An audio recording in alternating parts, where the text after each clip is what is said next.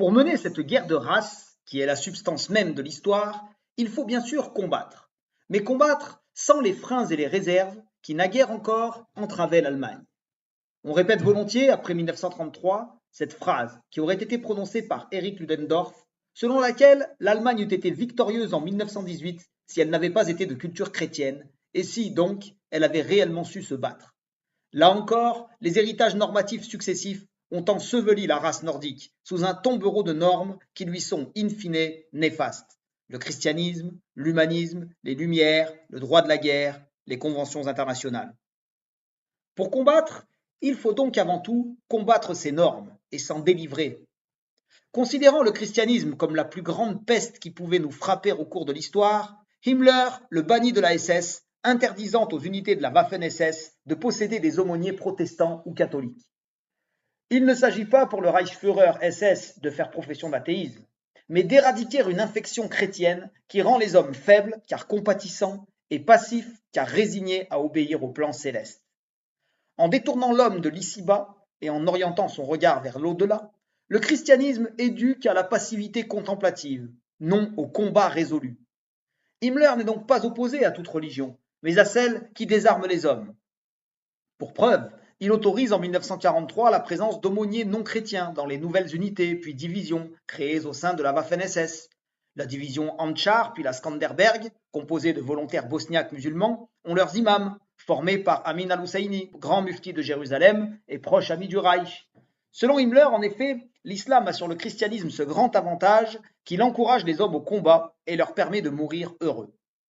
Dans sa volonté d'éradiquer un christianisme dénaturant, Himmler rejoint Hitler, qui ne cesse, dans ses propos privés, de vitupérer la tradition normative judéo-chrétienne, non seulement pour son origine, juive, mais aussi pour ses conséquences, la dévirilisation de la race nordique.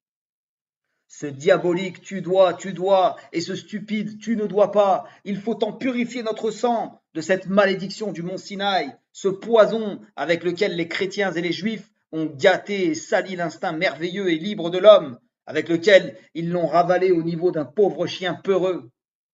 Ramenés à leur origine géographique, le mont Sinaï, les 10 commandements se voient dénier toute dignité universelle. Commandements de juifs et pour des juifs, ils ont été dans l'Antiquité l'instrument par lequel l'Empire romain a été mis à bas. Incapables de vaincre les Romains sur le champ d'honneur, les Juifs investissent et subvertissent l'Empire romain en lui inoculant le sang juif et le message chrétien. La doctrine morale judéo-chrétienne a été une mutilation qui a durablement affaibli le corps germanique. Nous mettons un terme aux errements de l'humanité. Les tables du mont Sinaï ont perdu leur validité. La conscience est une invention juive. C'est comme une circoncision, une amputation de l'être humain.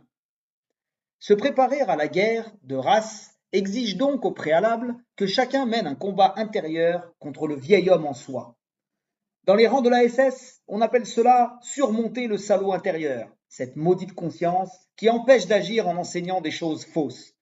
Sans parler même de la croyance au Dieu d'Israël ou à la résurrection, billevesées orientales, il y a ces commandements qui interdisent absolument de tuer et cette morale dérivée qui enseigne mièvrement que l'on ne doit pas faire à autrui ce que l'on ne souhaiterait pas se voir infliger.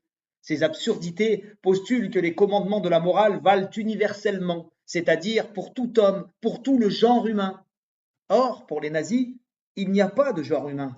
Il n'y a pas en conséquence d'universalité, ni donc de commandement moral valant absolument pour l'humanité entière.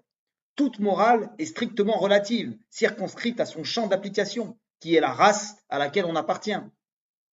Dans la guerre que se livrent les races, et qui, la Grande Guerre le montre, est parvenue à un stade final, il serait inepte d'entraver son action par des préceptes étrangers à la race, et qui précipiteraient sa défaite et sa perte.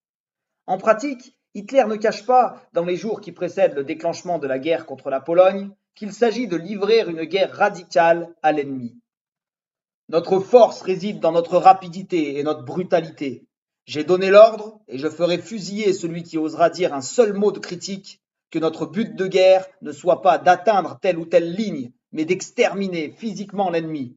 C'est pourquoi j'ai engagé, pour le moment seulement à l'Est, mes troupes à tête de mort avec l'ordre d'éliminer sans hésitation ni pitié tout homme, femme et enfant de race et de langue polonaise. C'est seulement ainsi que nous conquérerons l'espace vital dont nous avons besoin. Qui parle encore aujourd'hui de l'extermination des Arméniens? Soyez durs, soyez sans pitié, agissez plus vite et plus brutalement que les autres. Les citoyens d'Europe occidentale devront en trembler de terreur. C'est la manière la plus humaine de faire la guerre parce qu'elle leur fait peur.